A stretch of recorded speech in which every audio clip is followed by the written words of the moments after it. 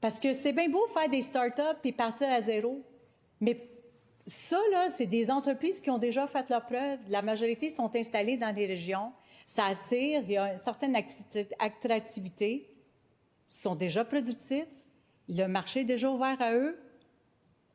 Alors, ils ont besoin d'aide. Ils ont besoin d'avoir des incitatifs pour que ces jeunes-là, qui sortent de l'université, qui ont fait leur cours en économie et qui cherchent de partir en entreprise, bien, qui gardent le volet de reprenariat et de voir qu'il y a des bénéfices à reprendre une entreprise qui est déjà très, très vivante dans une région. Ça amène non seulement la personne à reprendre l'entreprise, ça amène une stabilité. Les travailleurs demeurent en région et la majorité du temps, c'est des jobs qui sont assez bien payés. Alors, voyez-vous, Monsieur le Président, la CAQ s'en occupe pas. Puis je répète, c'est 60% des PME qui cherchent d'ici 2030 cette relève. 60%, c'est quand même plus que moitié. La productivité québécoise accuse des retards importants face à l'Ontario dans les industries clés comme le secteur manufacturier. Je sais que le premier ministre aime beaucoup ça, se comparer à Ontario. Bien, écoutez, on est loin de la réalité de l'Ontario. On est très en retard. Et bien sûr, la fiscalité québécoise demeure parmi les plus désavantageux au pays. Au pays, Monsieur le Président. Alors, vous comprenez, Monsieur le Président, que la CAQ est loin d'être le parti de l'économie. Ils ne l'ont jamais été et ils ne le seront jamais. Dans nos régions, les PME sont au cœur de nos villes et nos communautés. Pourtant, elles ne figurent manifestement pas dans les priorités de ce gouvernement. Ce n'est pas moi qui le dis, c'est les élus caquistes qui le disent. On a la députée de Rimouski, le député d'Abitibi-Est, qui ont été extrêmement éloquents lors de leurs interventions à la réplique de le discours inaugural. Ils ont très bien illustré à quel point que la CAQ n'est pas le parti des régions et encore moins qui n'ont aucune écoute. Aucune écoute. Le gouvernement coupe, suspend et sort dans des programmes d'aide aux entreprises, souvent sans préavis, créant un climat d'incertitude que nos entrepreneurs n'avaient jamais connu auparavant. N'a jamais connu auparavant, Monsieur le Président. Ce n'est pas très compliqué. Les PME demandent de la prévisibilité pour mieux s'organiser. C'est épouvantable, Monsieur le Président, à quel point qu'ils nous disent qu'ils ont zéro considération pour nous. Le gouvernement a zéro considération pour nous. Ils coupent dans des programmes, ils jumellent des programmes, il y a des projets dans le pipeline, comme on dit. Ils la prennent soit par un communiqué ou par la Gazette officielle, ou savez-vous quoi? Peut-être quelques-uns ont la considération de se faire appeler pour dire, savez-vous quoi?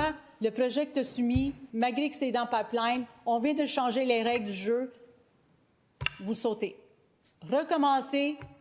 Si on décide de ramener ou de changer, de ramener un autre programme. Si, je vous fais remarquer, là, c'est des projets qui étaient dans le pipeline, Monsieur le Président.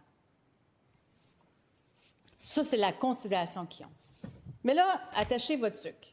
Là, j'en ai une bonne pour vous, Monsieur le Président. Le nouveau ministre, que je respecte énormément, que je pensais que, en tant qu'un jeune dans un milieu entrepreneurial, comme il a dit dans son discours inaugural, qui était pour nous proposer quelque chose d'innovateur, qui était vraiment à l'écoute de nos PME. Maintenant, savez-vous qu'est-ce qu'il nous annonce? Il nous annonce un 5e projet de loi sur l'allègement réglementaire. Pas 2, pas 3, pas 4, un 5e. Qu'est-ce que ça veut dire? Ça veut dire qu'il va dans la même lignée de son prédécesseur. On a fait 4 projets de loi sur l'allègement réglementaire. Ça n'a presque rien changé pour nos PME. Et là, au lieu, parce que là, le but de ce discours inaugural-là, Monsieur le Président, c'est de changer de cap, de ramener des nouvelles idées, d'être innovateur, de donner l'illusion qu'on s'occupe de l'économie et qu'on s'occupe de notre monde et qu'on s'occupe des PME. Bien, il va dans la même lignée que son prédécesseur. Il n'a rien changé. Dans le fond, là, c'est juste le visage du ministre qui a changé. C'est le même plan de match. C'est le même. Alors, quand on dit qu'il y a une brise de confiance, quand on dit que les gens croient plus, que les Québécois ne croient plus dans ce gouvernement-là, bien, c'est pour ces raisons-là. Alors, on ne peut pas prétendre aujourd'hui, M. le Président, là, qu'on arrive avec une nouvelle politique, une nouvelle façon de faire, quand la seule chose qu'ils font, là, c'est qu'ils prennent les documents qui existaient de leurs prédécesseurs, puis ils vont l'appliquer. Alors, écoutez, pensez-vous vraiment que les Québécois ne voient pas ça? Sincèrement, là, c'est assez, là. Alors, je répète, on peut bien dire que c'est le parti de l'économie. Ils ne l'ont jamais été, ils ne le seront jamais. Le seul parti qui est digne de dire que c'est le parti de l'économie, c'est de ce côté de la Chambre, c'est le Parti libéral du Québec. Ça fait partie de notre ADN, Monsieur le Président. Ça fait partie de notre ADN. Nous, on s'occupe de notre monde. Je peux vous parler, je vois que le temps file, et Monsieur le Président, j'ai une motion de grief que je voudrais déposer. Mais d'entrée de jeu, là, je peux vous parler de la métropole où ce que la ministre avoue carrément, que elle, sa priorité, c'est de la concertation. S'assurer que les ministères ne travaillent pas en silo. Hey, toute une découverte après 7 ans de gouvernance, M. le Président. Infrastructure, je vais aller très rapide. Infrastructure, le ministre s'est levé, il a écrit sur toutes les tribunes, haut et fort. Il y avait besoin du projet de loi 66. Qu'est-ce que c'est, le projet de loi 66?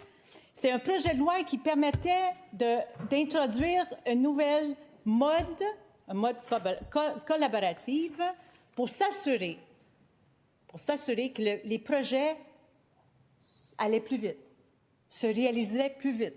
Non seulement plus vite, ça a coûté 25 % moins cher aux Québécois. 181 projets étaient soumis dans le projet de loi 66, M. le Président. Savez-vous combien qui ont été réalisés dans cette méthode-là? Il nous a fait croire, le ministre, là, que c'était pour nos hôpitaux, c'était pour le domaine de la santé, c'était dans le domaine du transport. Savez-vous combien de projets sur 181 ont été réalisés dans ce mode collaboratif-là, M. le Président? 23 %. 23 %. Savez-vous combien de projets ça représente, ça, M. le Président? À peine 30.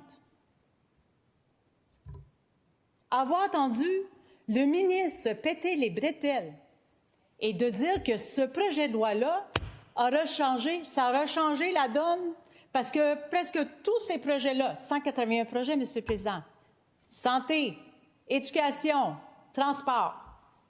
Moi, je n'ai pas vu le projet de Maisonneuve-Rosemont accéléré avec le PL 66. Je ne l'ai pas vu. Moi, qu'est-ce que j'ai vu, là? C'est des plafonds qui tombaient. C'était de l'eau, c'était des souris dans les soins intensifs. Moi, c'est ça que j'ai vu. Et quand j'ai posé des questions au ministre lors des études de crédit par rapport à le PQI, savez-vous c'est quoi? C'est le Programme québécois d'infrastructure. C'est où est-ce qu'on met les dossiers, hein? Où est-ce qu'on est les dossiers budgétés en 3 phases. L'hôpital Maisonneuve-Rosemont était dans PQI quand nous avons laissé le pouvoir. Il était non seulement dans PQI, il était budgété pour la première phase. La seule chose que la CAQ a réussi à faire, M. le Président, c'est de tarder le projet de 7 ans. Si on avait continué le travail du Parti libéral du Québec, aujourd'hui, au lieu d'avoir un stationnement, on aurait eu peut-être presque fini un hôpital dans l'est de Montréal qui a grandement besoin. Je vais m'arrêter ici, M. le Président, parce que le temps file et je veux laisser le temps à mes collègues de parler. Mais comme je vous dis d'entrée de jeu, j'ai une motion, je vais profiter de l'occasion de déposer une motion de grief. Que l'Assemblée nationale blâme sévèrement le gouvernement caquiste pour sa gestion défaillante et incohérente des projets d'infrastructure, alors que malgré les annonces d'investissement dites historique. La réalité sur le terrain et pour la population est tout autre. Merci, Monsieur le Président. Merci, Madame la députée de Jeanne-Mance-Vigée. Votre motion de grief, elle est déposée sous réserve de sa recevabilité.